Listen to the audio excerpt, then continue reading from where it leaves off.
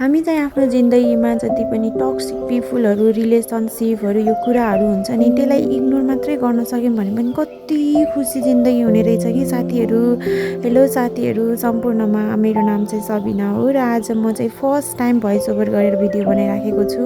र आज चाहिँ मेरो पालिकामा जानुपर्ने काम थियो र म चाहिँ हिँड्दै जाने निर्णय गरेँ। साथीहरू हेर्नु न, यति राम्रो ठाउँ छ यो खोलाहरू, अनि यो बाटोहरू हेर्नु न, यस्तो राम्रो बाटो, यति विकास गरेको कि यस्तो ठाउँमा पनि।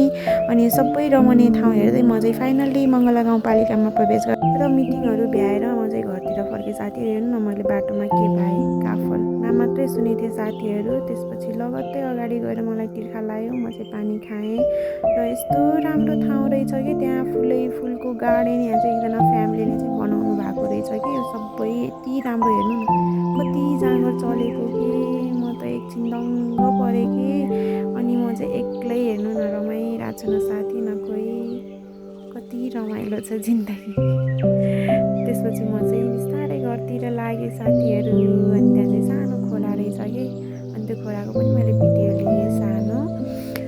अनि यहाँनिर हेर्नु साथीहरू, पुतली, कति धेरै पुतली के। म एकछिन हेरेँ। अनि आजलाई यति नै, बाई बाई।